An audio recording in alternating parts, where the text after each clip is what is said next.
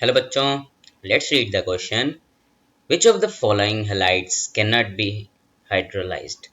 देखो, हमें direct question पूछा है कि कौन से ऐसे हैलाइड्स हैं जिनको हाइड्रोलाइज नहीं किया जा सकता इन चारों में से।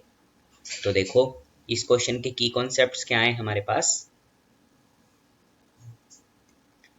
की कॉन्सेप्ट क्या है हमारे पास? फर्स्ट हमें पता होना चाहिए हाइड्रोलाइसिस क्या होती है।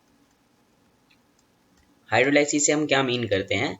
जब भी हम किसी भी मॉलिक्यूल में, जैसे कि हम इनमें से ही एक ले लेते हैं, GeCl4, जब भी हम इनमें से किसी में वाटर मॉलिक्यूल के साथ इनकी रिएक्शन करवाएं तो जो ये ऑक्सीजन है इस पे अटैक करेगा, ये Cl बाहर निकल जाता है, हमारे को मिलता है GeCl3 1OH प्लस HCl। तो देखो क्या हुआ, वाटर मॉलिक्यूल के साथ रिएक्शन हुई, एक एलिमेंट का बॉन्ड टूट गया, इसको हम हाइड्रोलिसिस बोलते हैं।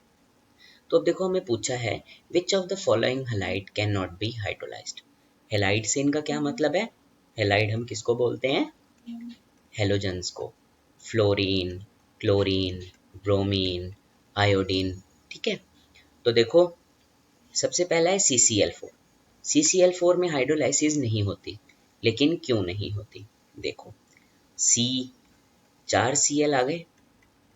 तो देखो, अभी हमने ऊपर ही पढ़ा है कि वाटर मॉलिक्यूल का जो ऑक्सीजन है हमारे पास, ये यहाँ से इसके ऊपर अटैक करता है, लेकिन क्या होता है कि कार्बन का जो साइज होता है बहुत छोटा होता है, स्मॉल होता है।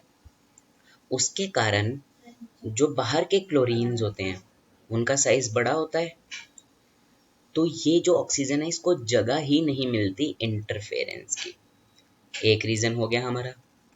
सेकंड रीजन क्या होता है? कार्बन की इलेक्ट्रॉनिक कन्फिग्रेशन क्या होती है? 1s2 2s2 2p2। तो इसमें कोई भी d ऑर्बिटल एम्प्टी नहीं होता, मतलब एम्प्टी हमारे पास कोई भी d ऑर्बिटल नहीं होता। तो जो ये ऑक्सीजन इलेक्ट्रॉन्स देता है, ये कोऑर्डिनेट बॉन्ड बनाता है। तो कोऑर्डिनेट बॉन्ड में क्या होता है हमारे पास? जब भी कोऑर्डिनेट बॉन्ड बनता है, दोनों इलेक्ट्रॉन्स, जैसे हमारे पास समझो ये है हमारे पास ऑक्सीजन है, ये अपने दोनों इलेक्ट्रॉन देगा कार्बन के एम्प्टी डी में, अगर इसके पास होता तो, लेकिन वो नहीं है। ये कोऑर्डिनेट बॉन्ड होता है कि दोनों इलेक्ट्रॉन एक ही से जा रहे हैं, तो इसलिए इसमें हो नहीं पाती हाइड्रोलिसिस।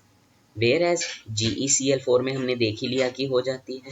क्यों हो जाती है? क्योंकि Ge का साइज भी बड़ा होता है और Ge के पास एम्प्टी d ऑर्बिटल भी प्रेजेंट है। Same in the case of SiCl, इसके पास भी एम्प्टी d ऑर्बिटल होता है। और SiF4 में भी, इसमें तो बाहर F का साइज भी छोटा है, तो इंटरफेरेंस भी आराम से हो जाएगी, और Si के पास d ऑर्बिटल्स भी हैं एम्प्टी। तो इससे हम क्या सीखते हैं कि हमारी इन तीनों में हाइड्रोलिसिस होती है, लेकिन इसमें नहीं हो सकती। तो हमारा आंसर है ऑप्शन नंबर 1, CCl4। तो देखो, हमने इस क्वेश्चन में क्या क्या सीखा।